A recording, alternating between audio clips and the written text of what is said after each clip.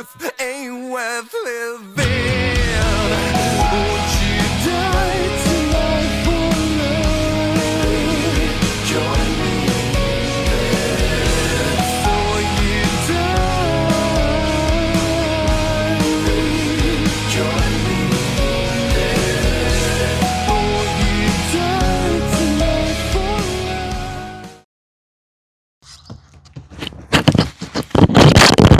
No. Don't play with that. You're retarded. Don't do that. Don't do that. Stupid baby, you're stupid. Don't do that. Would you believe me if I told you this was the second time I recorded this? Because it is. All right, guys. What's going on? The winter is finally over, and it is time for me to make an update on the plate carrier setup. And in addition, with my belt and my helmet, if I get around to it in this video, because I let the last one drag on for too long. Anyways, this is the Shekin Gear AVS front and rear plate bag, as I was running before. And now, in addition, I am also running the harness along with it. A lot of things have changed since the fall when I filmed the first video. All for the better, pretty much. So let's get into it. So just said, AVS, front and rear plate bag, harness, all that good stuff. Over the winter, I got to put a lot of this stuff to test. Got to get some vehicle work, some other stuff here and there. And then I got some experience this April, a little bit in the spring, doing some land nav, all that awesome stuff, whatever. Got rained on, all the good stuff. Cool. So how has it changed? So from here going down, first off,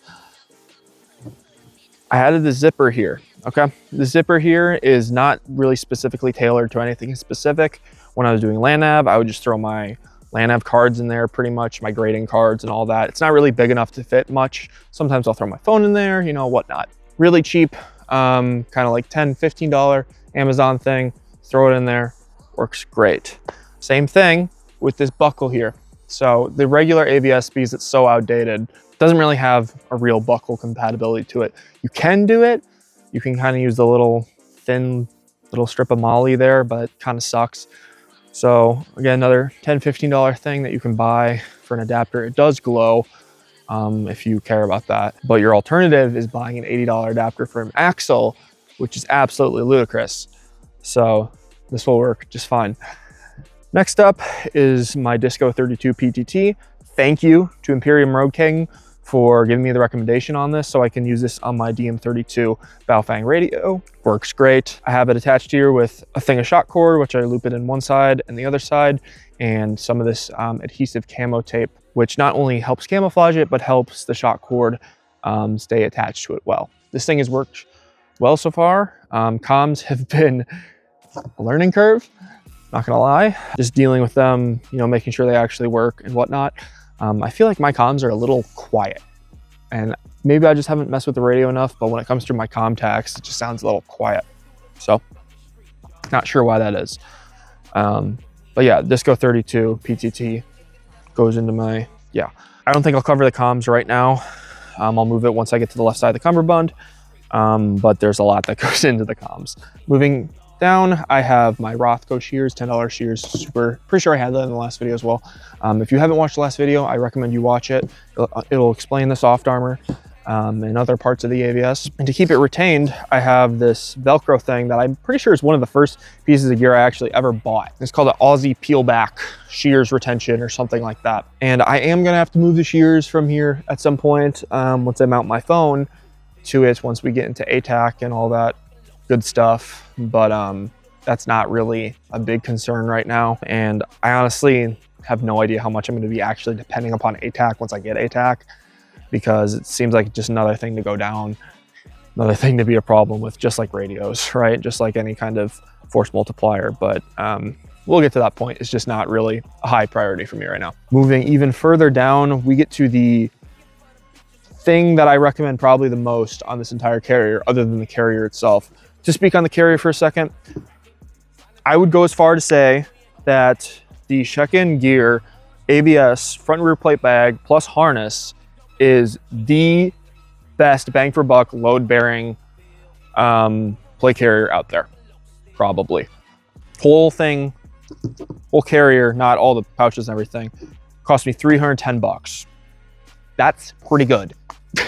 That's pretty good, especially because the actual Cry AVS is like $1,200 or something new, probably even more. I'm actually not sure, but yeah, the placard. Okay.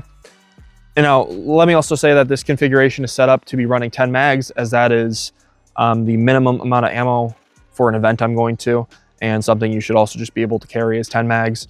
I'm going to be carrying 310 rounds at that event. I'm going to have 9 on my plate carrier and belt combined, and then I'm going to have 40 in the gun. So it's a lot of ammo. But let me just showcase the beauty of this placard. This is the Spirit Systems MK6 placard. I originally had the MK5, and then like 2 weeks later, the MK6 came out, and I was like, frick. Okay, and I ended up selling my MK5 to get the MK6. The MK6 is streamlined, lightweight, and modular, and that's exactly what I needed to do. My entire carrier and my entire kit is always set up for 2 things, right? Or multiple things, but modularity and flexibility. Again, with everything I say, we're talking about flexibility. We're being able to adapt to things being thrown at us, mission changes, stuff along those lines, right? And that's why I have the MK6. Is because I have the 5.56 elastic inserts, which, by the way, like that more than the Kydex. The Kydex I had on my D3 CRM placard, and I didn't like it. I like the elastic a lot more. Not only is it quieter, but I just feel like it does the job better, to be completely real with you. But the MK6 is awesome because it has tubes on either side, which is the only thing that MK5 doesn't have, by the way. So I don't have to worry about this jostling around at all because it's held on like this. So that's pretty sick. In addition to that, a big reason as to why I got the MK5 and then the MK6 is being able to mount my tourniquets like this. These are both TKO pouches is what they're called. You can actually get these on Amazon as well. I tried to buy a knockoff and it never showed up. So I had to buy the real thing, and that's where I run my 2 training tourniquets on the front. These are both old cat tourniquets that are a bit beat up. And I just keep them on here and they slide out just like that. It's pretty sick. I really like these pouches, and I'm a big shill for tourniquets. If you have not already watched my tourniquet video, you need to watch it, as it will explain a lot of the reasons I run as many as I do and why it's important to understand tourniquet negligence and tourniquet conversion and relocation, as it can prevent you from unnecessarily amputating yourself. So anyways, other than that, I have the Spiritus Temp. I don't want to call it a placard. I think it might be called a placard, but Spiritus Temp pouches on the front. Again, another just thing, just being flexible and modular. I can stick things in here like flex cuffs, again, mags, you know, other smaller kind of things. And with the Pangolia flaps that I have right here, it secures them well. Now, this is my kind of fast mag on my plate carrier. As you'll notice with a lot of my kit, I'm a big retention guy, as I've lost a lot of stuff over the years. You just need to make sure that your stuff is actually like locked down so that it doesn't go flying everywhere, especially with real world stuff and training and stuff like that. Potentially getting thrown out of vehicles, you know, potentially getting jossed around, having to crawl around in holes and stuff like that. It's important to have your stuff not gonna fly away, pretty much. God forbid you have to ride a helicopter. Your stuff will go flying all over in a helicopter. This is kind of my emergency mag on my plate carrier. I also have one on my belt, but I may replace it. We'll just kind of see how that plays out. But I highly recommend the MK6. And let me say this right away. All of these like big gear brands I mentioned in this video, like Spiritus, Cry, Shaw, all of these brands usually have knockoffs. The ones I trust the most are Shekin and Pew Tactical. You can find a lot of these online, and these companies are specifically make them to like the exact dimensions. So it's pretty much the same thing, it's just cheaper. And I don't think Pew Tactical glows, or Shekin. Again, my Shekin carrier doesn't glow. So, sweet. Underneath the MK6, I have my Chase Tactical dangler. This was recommended to me by Mr. Greaves. And I've been running it for, I think, 2 or 3 years now. And it's been great. I really like this dangler over all the other ones I've used. especially Agilite. Who would have known, right? But I should not. Okay, cut me a break here. I only bought an Agilite dangler because it was at a PX and I was in a rough spot. And this thing wouldn't attach to my MSV. But blame that on the MSV, not the dangler, because the MSV sucks. Terrible plate carrier. Let me just go through what I have in here. So in the small pouch, I pretty much have like just conventional Army stuff. B17 panel, a two-sided 9-line card, and then a call for fire card that I will never use, but I keep it on me until I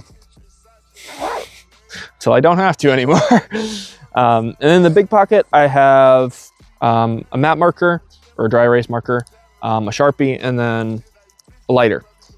I like having my markers in there because it's a lot easier to access than on my side, or I usually keep a notebook like pocket, like folder kind of thing, Condura folder zipper in one of my cargo pockets, and that's where I keep my notebooks. I don't actually keep my notebooks on my second line. I keep my notebooks on my first line, but it's just way easier to be able to just grab in there and grab, you know, dry erase marker or a Sharpie when it's inside the dangler like this. Next is just a protractor, a 1x25,000, and then a range card, a laminated range card, which needs to be replaced because it's gotten to beat to all hell. And the last thing I have in here is my unit handbook, which I'm not going to take out because I don't want to censor it. And that is just a lot of information about SOPs and different acronyms, lace, salute, more 9-line stuff, all this kind of mission specific stuff that's important to have the resources to know. You don't even necessarily need to use all that kind of stuff, but it's good to just have like that information on you at all times. You know what I mean? So that's my placard pretty much. I have cats here, but I have a knockoff one on my back just because I'm going to actually, if I'm going to be training with the tourniquet, I might as well be training with a tourniquet that I'll actually use, where the knockoff one's a little different. So having cats on the front, not only is it more reliable in case I actually get a real world injury, but it's also like the exact same tourniquet that I would actually use real world. It's just a little older design, so the windlass is a little thinner and stuff like that. Yeah, that's a placard. Underneath that, I have this groin pad. It's actually different than the one that I ran in the last video because this one is Velcro. Ozark Walker recommended me this one. And it's straight from Ukraine. The ballistic rating is supposed to be good on it. What I didn't like about it when I got it is that there was no Velcro on this piece right here. So it was just a piece of Condura and it would just like flap up and down. And I'm like, why would you ever do that? That's ridiculous. And also this one is just, I don't know why they do Velcro like this, but it's just, this is too thick. It's not a big deal, but they could make it thinner, but I don't know. Also with this groin pad is not really long enough for me. And that's where I came up with the brilliant and hyper autistic idea of running belt mounted groin armor. I was originally just looking at the Clover designs that the Russians have. And then I found one that actually mounts to the belt directly. And at first I was like, why would I do that? That's stupid. Like, it should just be mounted straight to the carrier. And then I thought about it more and I'm like, you know what, that actually makes a lot more sense.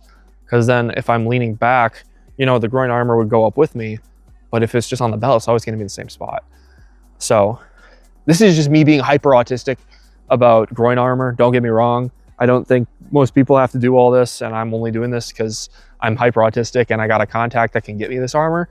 But if you're short enough that the groin armor actually clears your femoral, just wear a normal groin pad that connects to your plate carrier. So it's probably not that deep. I'm just being the way I am. So underneath it on the right side, I have a Faro Concepts wing thing with my new knife. Thank you, Dark Star. It's a CRKT knife. I can't remember the exact name, but it's pretty cool. I think it's called like a burrower or something. And I got it because of a video that Blauling made, if you know who Blauling is. Blauling is a German airsofter, Lapa. And he did this really good video about the ABS with a foreign volunteer named Bolt. And I'd highly recommend you watch that video as well. And Bolt has a knife right here. And he made a really good point in that video that you need a quickly accessible knife, not just for fighting, but he said it's like a canon event that you'll be going back into like a dugout or something, and you'll get caught on the mesh or, you know, the netting. You know what I mean? Then you got to cut it off, or your drone gets caught on something. You got to cut off the mesh around the drone and then go back into the shelter. And that made a lot of sense to me, because I've had a lot of those moments where I've just had those real world experiences, not necessarily real world combat experience like Bolt has, but just getting caught on things, and I just got to like get it off of me. So not only for fighting, but also for those like, oh crap moments. I'm a little worried about the sheath. Like that seems like a good amount of retention, right? Like I wasn't pulling super hard. I'm just used to the Glock knife. And the Glock knife, you know, you got to pull and yank it out. And that's why another reason I replaced the Glock knife. Is the Glock knife based? Yeah, it's based. It's cool, whatever, but it's way too big. The sheath sucks, and there's no good place to mount it. And it's just unnecessary in my opinion. I did like the Glock knife. It was super, super trad, super based. But I have no reason to be carrying around a giant knife like that. This is gonna work way better, and it's way more out of the way being inside the cummerbund. I also didn't like it just being on my belt, because this is really quickly accessible. I can just grab it, you know, I can just be there, I can just grab it out, and I have it like right here. I can do whatever. Compared to the Glock knife, which I have to, you know, pull it out, and then it's just kind of annoying and cumbersome. I know some belt kit bros mount it on their right here. I hate that. I hate having crap on my shoulders, especially if I got a ruck. And I was actually talking about that with Jackal the other day. And additionally to that, I was talking about how much more stuff I can carry on a plate carrier than a belt. Because I was like, yeah, dude, when I was running the LFR, I only had 12 rows of Molly to mount everything I need. Like, other than like what goes on my salt pack and my ruck. But it's like, now that I'm running a plate carrier and a belt, it's like I have so much more real estate. And my buddies were the first ones to introduce this to me. But before they were running plates, they were running belt kits, but then they were running plate carriers in addition to that. And that gave them way more real estate to just mount stuff. And, you know, if they needed to, they could shove plates in. I honestly feel like if I was to ever go back to being a belt kit bro, which I won't, that's what I would do, is I would run a empty plate carrier, so I have more Molly real estate, and then I would just run the belt over it. Like that would, or yeah, over it. Or under it, I don't know. But yeah, you can do that. You can just run a plate carrier without plates, and then you have all this real estate. You have the ability to wear plates, and it's just like so much more room, you know. And what's the cost? You're a little hotter, and you're a little further off the ground. Ah, man, it's amazing. The amount of stuff that I can carry with a plate carrier now, like incredible, absolutely incredible. Like I have so much more room to do so much more stuff. So it's just, I really do like that about plate carriers. As heavy as they are, I love having all this room. It's really nice. So that's that. You can kind of see how my comms are routed. They go down through here, and then they go underneath here, and then they go underneath, and then up into the radio. And it's held in a Shaw Concept radio wing, I think is what it's called. Really didn't want to buy it for the MSRP. I'm not gonna lie, I really did not want to, but there's no knockoffs.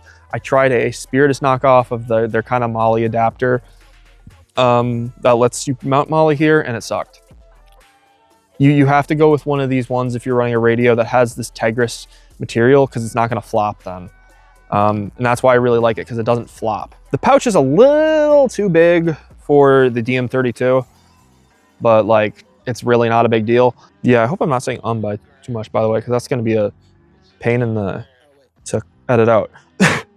But yep, so it's the Shaw Concepts radio wing pouch, which is really nice. I really like having these wing pouches, because it just keeps it very snug to the body. As I'm trying to keep things more streamlined, that's a big goal with the plate carrier, because obviously I could just mount a lot of these things and they could be poking off all over the place, but I'm trying to have a comfortable experience with this. So that's how it is. Yeah, also another note, I completely forgot to mention, the shoulder straps. I don't have the actual padding in them. I really like the ABS, how wide they go out, and the shoulder straps, I took the actual padding out, because the actual padding is like this. Well, why would you have that instead of the big wideness? Like, and I just took the padding out, and I'm just running the Condura alone, so I can actually route my tube through it, and so hopefully it handles wetness better. So yeah. Anyways, back to the radio. So again, the radio is a Baofeng DM32. It's worked good thus far. Again, I feel like my comms come on kind of quiet. So maybe there's a setting I need to mix with here. One thing I really do not like about this radio is how easy it is to hit the power. I feel myself accidentally hitting it all the time when I'm just messing around with stuff at home. So that's really irritating. But other than that, the radio's done just fine. You know, I've been able to run encrypted comms. We've been able to, you know, do what we need to do for the most part. But it is an experience, and comms are prone to failure all the time, which is not fun. So moving even more towards the left side of the carrier here, I have the Axle Equinox cummerbund. I'm still running it. It's a great structural cummerbund. I've ran medium side plates on it before, and it's held them really well. And it's routed inside of the harness a little bit here, and it goes behind the harness, and then I tie it in before I put the actual harness on. Now, I know Blaling made a video of how he ties his in, and I did that for a while, but I ended up changing it. He does kind of like a weird design. I just kind of, I have a video of me untying it, I think, but I don't want to rip this whole thing apart to record a new video, but it's just kind of just, I think I just kind of route two in the top, and then I crisscross, crisscross, and crisscross, and crisscross, kind of, and then I tie it off, is I think the way to do it. And it's worked. It has worked. So yeah. And then right here, I have a USGI OCP tourniquet pouch. If you have an eye, you may have realized that this is different than the first video and how I've ran it before. I used to have an Eagle Industries one. The reason I changed that is because I don't feel like it is as easy to get it out. I've had problems where I've been yanking on it and yanking on it and yanking on it, and it hasn't been coming out. So with the way that I prep my tourniquets, it just wasn't working. So I ended up just using another one of these USGI OCP tourniquet pouches, which are pretty much the same thing, I think, as the MTAC tourniquet pouches. So, and they're probably better, honestly, because this kind of Velcro, not Velcro, this kind of tab here with the button, I don't like that. But it doesn't really cause me any problems. It's just kind of, I don't like that design. But yeah, so now I can just pull it. And it comes out. And this is my only real world tourniquet on my plate carrier right now. The other ones are training tourniquets, which are just normal tourniquets. Again, these are two used cat ones, and then the one on this side is like some knockoff one. But this is a real world one, and obviously these cat ones could work. It's just like this is my backup to my backup to my backup, pretty much, in case I actually like get injured, pretty much. Because again, in the tourniquet video, you should be training with different tourniquets than when you actually go to real world, because tourniquets can get broken down and such. That's why you shouldn't be using your wife's hair ties to secure tourniquet steer gear, because your tourniquets will get messed up over time and become less reliable. Talking. All right, next part here is the harness itself. I have had no problems with Shekin thus far with any kind of durability. Everything has held up great. I've had no stitching issues. I've had no rips, tears, anything in the Condura, nothing. It's been completely fine. And the same thing applies to the harness. It's done a great job. It's done a very, very good job. And I would very highly recommend it. The reason for the harness, if you don't know, is the harness helps spread out the weight more. Not only a little wider on the shoulders, but also the reason the harness is like this is so it can spread that weight around your hips. So it's taking that weight off of your shoulders more so and putting it more so around your waist. And that's been good so far. So I've liked it, you know? And I'm very picky about these things usually. So if I'm sticking with it, I'm probably sticking with it for a reason. It's also really nice that my Faro 3A soft armor mounts directly to the Velcro here. It's really convenient. I don't run side plates. I've ran side plates because I've had to run side plates, but I don't like side plates. And the reason for that is I don't like the gaps they leave. And I don't think a lot of side plates even do their jobs. You know, it's ridiculous how many like civilians and even like soft guys that are required to wear side plates wear their side plates, and their side plates don't cover anything, bro. They're like this big. It's like, no, that thing should be up into your armpit. My medium side plates were up into my armpit. If they were from here to like here, like that's where they were. And that's why I like the Ferro soft armor too. I wish it was a bit like taller, I'm not gonna lie, but I like that it mounts to the harness, because now it brings it up a little higher than it did on the Equinox, and it actually covers my lungs right here, which I really like, because that was something I was concerned about, was that my lungs were kind of left open as well. I just think when it comes to threats on your sides, it's probably more realistic that would be something more like shrapnel than a rifle round. And again, a lot of side plates don't even cover your entire side, so it's not even covering it from that rifle round. I did see one guy I knew who is a cop, and he mounted his side plates like directly like right here. So it like wasn't in the middle. It wasn't like here, it was like here. I was like, oh, that kind of makes more sense. If you were facing, if you had threats to your front and you turned a little bit, then it would hit right there. That would be the more realistic place to put side plates probably. So, but again, I don't run side plates. I run wraparound soft armor because I'm afraid of shrapnel getting in those areas. And again, guys, the reason that I'm running soft armor is not solely for shrapnel.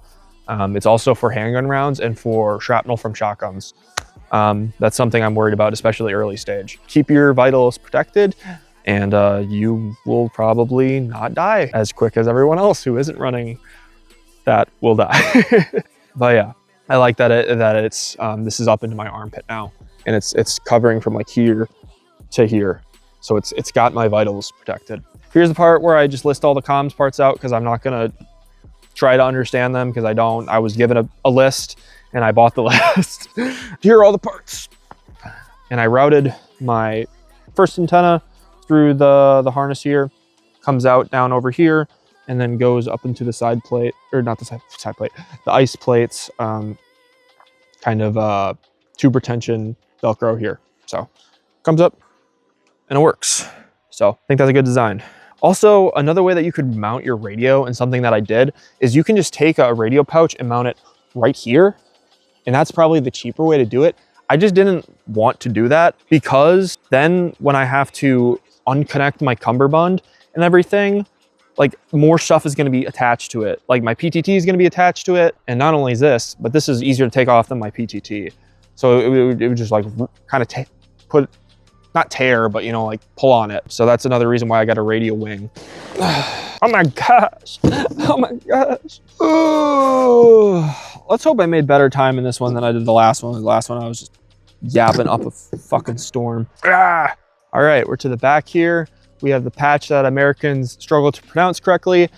And it's mounted to an ice plate sleeve, the Molly, the laser cut Molly one. This sleeve in particular is kind of hard to find because it's usually out of stock. I managed to grab one, but yeah, in it there's an ice plate Gen 3 or whatever it's called. New ice plates also now come with this kind of Tegris retention thing on it now, so the cap doesn't get lost. Should have thought about that like a million years ago, but I'm glad they have it now. I'm gonna cross-thread it because I'm really awesome. Yeah, it's so dope, bro. Dude, I'm blowing my head off. Holy shit. Other than that, got the antenna on the comms list that I already went over. And my biggest gripe about this plate carrier is this thing right here. And that's the tube. I hate this tube. I really do. I really don't like how long it is. And I really hate this QD, bro. This thing is way too easy to hit. And I've almost lost my nozzle 3 times because of it. And this is the part where I ask you guys a question. Do you think I could just cut this off and put this right on there? Like, do you think that would work? I feel like that might work, because I really hate this QD, bro. This thing sucks. And again, it's too long. It's annoying. I don't like how long it is. I don't like it. Oh, here's the part I gotta go over the IFAC. Oh. All right, the Myer IFAC.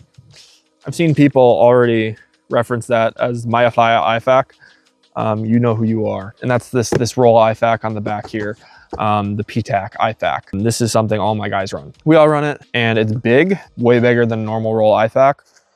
but a normal roll IFAC already can barely fit anything.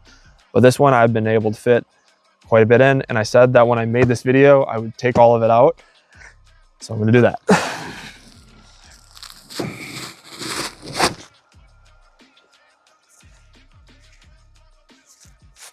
Burrito.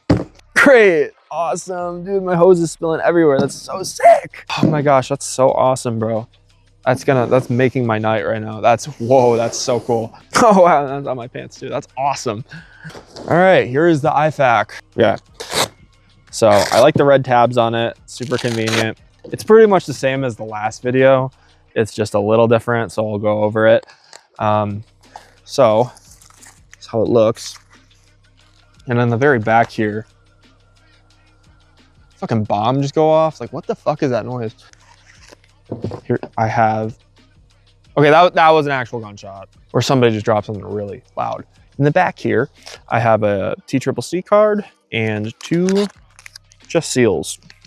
Then I got one thing of compression gauze, an eye shield, and some combat gauze. A decompression needle, an MPA. Great packaging, by the way. An Israeli bandage, roll of tape, mini Sharpie, and an emergency blanket. That is everything I keep in my roll IFAC. And that was a chicken. Okay. That was definitely a chicken. So yeah, that's my IFAC. I think that's quite a lot for a roll IFAC. That's like pretty much the necessities of an IFAC. Now, it's not all the medical supplies I carry. I carry some on my belt, and maybe I'll get to that. But that's what I carry on my plate carrier, and that's kind of my casualty IFAC, pretty much. So now time to put it all back in. Fuck it. I'm not cutting this part. You guys are watching this.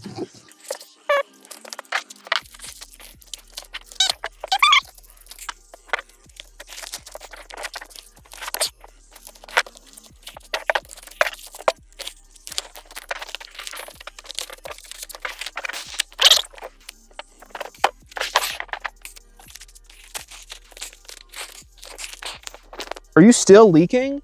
Oh my gosh, yeah. That's fucking awesome, bro. Probably because you're cross-threaded. Oh, so cool.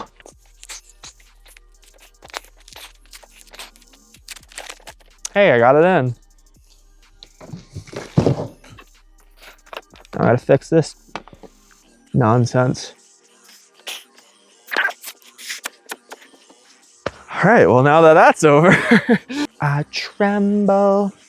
Oh yeah, one more note. I know that I said that I would make a 3 lines video. I don't know if I already said this in the video. If you're seeing it now, I didn't. I know I said I'd make a 3 lines video for the winter. I'm still gonna do that.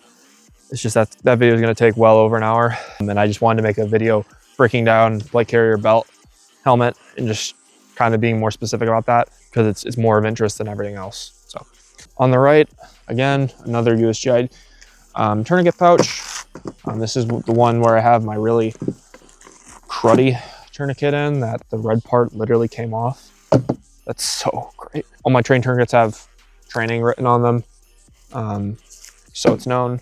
This is my second admin pouch. It's like a T3 gear something. I covered it in the last video, but it's apple dyed. It was originally that sand marpat, whatever it's called, and then I dyed it because you shouldn't wear that camo in the Midwest unless you are the Longhouse and you carry 3 mags and a candy bar in your kit. Inside, I have my Solo 10x25 Vortex monocular, my Lee Epic bandana. The main reason for the bandana is honestly water filtration. I remember during meetup 2023, there was a point where we were filtering water and one of the guys took out a bandana and put it over the canteen or the water bottle before he poured the water in there, and the water came out a lot better before we filtered it the second time. I was like, oh, you know, that's a really good point. You know, I should keep a bandana on me. So not only because it's the best, but also for that. Next thing is just a roll of brown electrical tape, a headlamp, which, let's see if the batteries work. Oh my gosh, they do.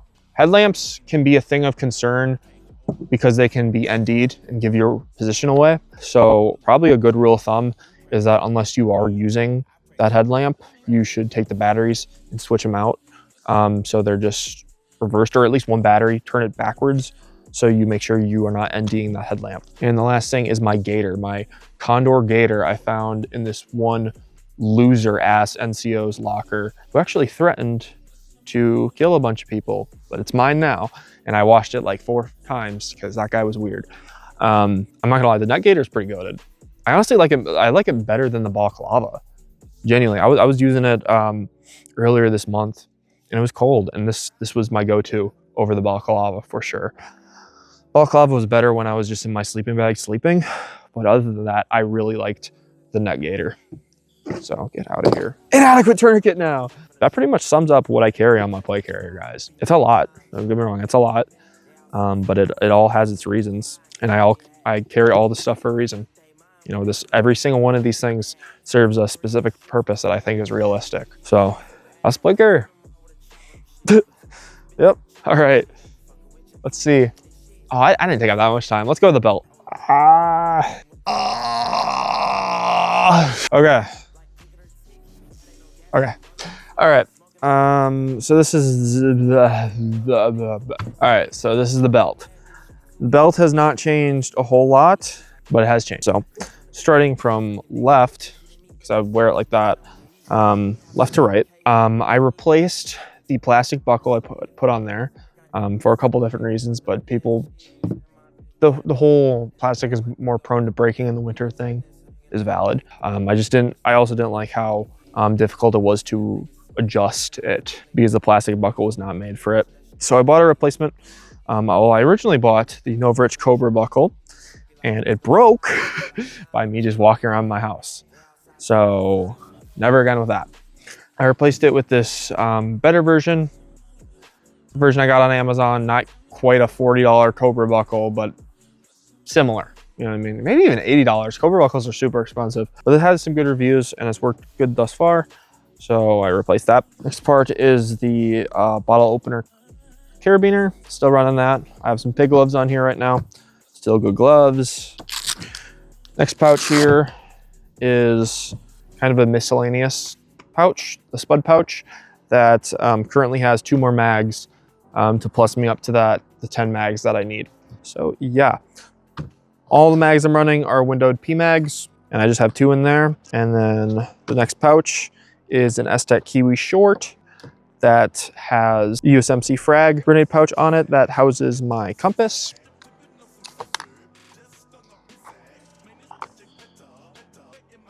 So my compass is in here. I actually tied a new thing of 550 to make it my desired length. So yeah, I keep my compass in here. I don't think in any real world scenario I would actually be carrying actual frags. Like, how many frag grenades are there? M67 frag grenades are there in the United States that are just gonna find its way onto the streets? Like, it would, if somebody has some kind of ordinance, it would probably be improvised. Next thing I want to note here is my dump pouch. So it sits underneath my thermal and quick mag pouch, and it's kind of just looped in there, kind of ghetto, but it works. And that's how I have that drop dump pouch that doesn't take up any molly real estate, which is super nice. So pretty quirky. And the next pouch is of course my Rain Gear PVS 14 pouch that houses my thermal. My RH25, technically Falcon Claw PF 640 V2 plus, whatever. But yeah, that's what I keep in there right now. Right now it is only have a rifle mounted configuration, but I am gonna get the QD so I can run it as a clip-on and on my helmet. It's just like, it's a lot of money and it's just not money I really want to spend right now. And I kind of like using it as a standalone optic as well. So I'll get there, I will. It's just kind of, it's just a process. I have 2 AA batteries right here. Next pouch is an experimental pouch that I've been working with. and I'm not going to use this pouch. This is a Blue Force Gear medium IFAC, which has been through a lot. Went to JRTC with me. It went to Appellation Brutalite with me, and it's okay. But I'm gonna get a knockoff Spiritus medium GP pouch instead, because what this carries is my small medical. In here right now, I just have some tape, some gloves, some more compression gauze, and then my small Boo Boo kit updated. You guys remember that? So list of all the stuff in there, pills, stuff like that. I know officially they're supposed to give out combat pill packs to deploying soldiers. I've never seen that given out, but it's just more kind of small things to treat, like, you know, cuts, scrapes, stuff like that, stings, burns, stuff like that.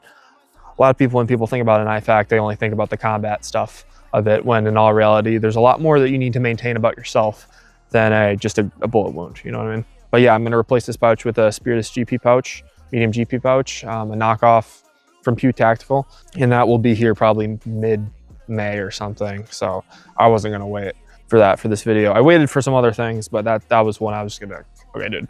It's just gonna be a small GP pouch that has medical in it, and then maybe I'll put some other stuff in it, but just real world stuff that you gotta think about. While I'm at it, these are still the direct action mosquito Y harness suspenders. They work fine, and they're in Pencott, which is so based. Next pouch is a GP pouch. It's the 2 wide by Nixie Works. Used to run it on my LFR way back when. And now in it, right now, it's just a GP pouch that I can shove little things in it. It's kind of like a secondary dump pouch, honestly, as well. If you notice a trend with my kit, there's a lot of GP pouches, a lot of admin. It's just, that's what happens in real world. That's what happens when you actually use your kit, is you need a lot of these kind of admin GP pouches for stuff. But in it right now, all I have is a Sawyer water filter, because I think that it's still important to keep a water filter on you. Next up is my woven apogee nods pouch. In it, I keep my PVS 14. It's a Dark Industries, formerly known as Goonin Gear, White Foss, PVS 14, Butler Creek cap on it. Pretty typical, pretty standard, pretty nice. And on it, I have a FW Solutions J-arm, which is broken. So cool, right? Who would have thought that a 3D printed J-arm would actually break? Yeah, great. I don't know how the hell this got in here, but that has nothing to do with my kit. I mentioned it in the first video, but I keep like this kind of cushion insert that usually goes in a canteen pouch for nods. I cut it in half. I have one part in this nods pouch, and then I have another part in the thermal pouch just to add a little bit extra padding. And then yeah, I have another double A in here, and I have a spot for a CR 123 that I'll probably put in there as well. I don't really like the woven apogee pouch for one reason. I like it because this one's a buckle, which means I can grab the thermal out quicker, and this one's a zipper, so I don't need to like quickly pull out my nods ever. So it just keeps all the stuff at the top. But what I don't like about it is kind of the MOLLE mounting system. It's not the best. At least it wasn't when I bought it. I think they actually have like actual straps on the new ones, but mine doesn't, and it kind of flops a bit when I'm running, so it'll be like do do do do as I'm running, and that's a little worrisome. So my next pouch is my dedicated additional mags pouch for the belt, which I keep another 2 windowed PMags in it. So normally if I'm just running 6+1, I'll have 2 here, 1 here, 3 on my placard, and then I'll have 1 in the gun. So that makes sense. And then next to it, I have my Gerber multi-tool pouch, because I think that's something you should always have quickly accessible. I made the point in the last video, the whole knucking Futsuri, having to pop open the 50 thing. There's examples like that all the time with so many other cases. So yeah, and then again, the other side of the buckle, but that's the belt. The belt is, oh my gosh, I didn't even go over what belt it is. It's an Overwatch Battle Belt 3.0. Sorry, I should have said that right away. War belt. Go get the helmet. Here we are at the last item of the video, and actually the one I've most recently worked on, and that is my helmet. I never went over my helmet in the last one, so let me go over it now. What I'm running is I'm running a Team Wendy Exfil Ballistic high cut helmet. On it, I have two, so I'm keeping it up. I have two Peltor Contact 5s mounted on the side. And for the helmet cover, I have a Agilite, yeah, I know, sue me, an Agilite Team Wendy helmet cover. It's actually a really good helmet cover. And it was one of the only ones being made at the time, probably the only one that didn't suck being made at the time when I first started running Team Wendy helmets. Remember, I used to run a bump helmet. I like the helmet cover because it kind of has this bungee right here into it, so it's like tight against it. So when the water rolls off, it just rolls off. If you're wondering about the scrim, I made a whole video on how to make it. It's like World War II helmet netting, and then you tie a bunch of this fabric, burlap into it. My fabric is Con Camo Green Gen 2 because I'm super autistic about it and I really love it. And it's a big bush, this helmet is. Swear to, dude, do not make a joke about me saying that. But anyways, on the back of it, I have my Shaw Concepts rain pouch, and just so you know, Pew Tactical also makes an off-brand of one of these. And in it right now, I just keep my thermal battery, but I'm probably going to shove more Sierra 123s and more AA's in there, and probably AAA's as well. Really convenient zipper pouch. And then of course I have, you can't really see it, but I have my cat eyes on here, my helmet band cat eyes, which has my blood type on it, which you can't see because the scrim is covering it, but still it's like Lee based, so don't worry about it. On the side, I have a helmet mount that I made with just a Picatinny adapter and then some GoPro parts. And on it, I have my DJI Action 4 helmet camera. And that is the best helmet camera you can get, hands down. I mean, I don't know. DJI has not let me down yet. Everything I have DJI, excluding the software on my old DJI drone, has been phenomenal, including my mic. So DJI Action 4 is the best helmet camera you can get for anything combat related, hands down. And then the mount here, this is an R&Q dovetail adapter mount. So this is, once I get the adapters for my PVS 14 and RH25, that's how I will mount them to my helmet here. And the mount itself is, I'm taking credit for this, by the way, a Neurotos dovetail mount, which is definitely not a PVS 31 mount that fell off the books. Well, let me run you guys by some ball knowledge real quick. Why am I the only one who's thought of that thus far? I definitely didn't get it from a Marine buddy, by the way.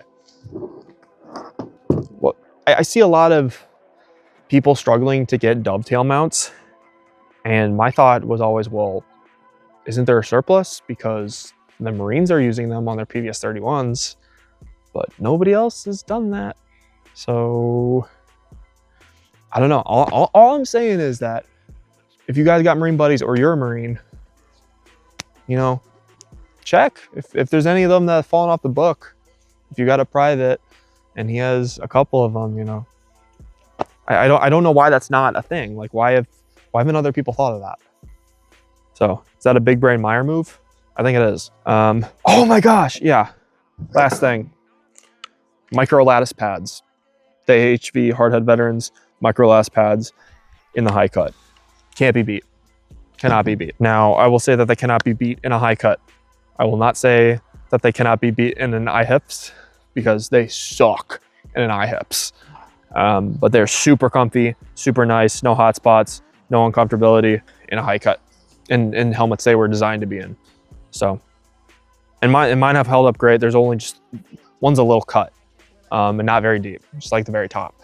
So yeah, that's everything. That's everything I got, guys. Thank you for watching. Thank you for getting this far. And like the video, if it helps it get out there. This was kind of the video I just kind of wanted to throw together. And yeah, I'm probably not in the best conditions to film this right now. Just kind of just like threw it together. I was like, all right, let's do it. Because I want to make that 3 lines video, but it's gonna take like 2 hours, maybe even 3 hours. And I just kind of wanted to make something, especially because I'm gonna be making a cold weather 3 lines video in probably May or June. So yeah, this was just me coming on here, explaining why I do stuff, and then showing you what I got here. So yeah, appreciate watching, guys, and take care, and God bless. So thank you guys for watching. See ya.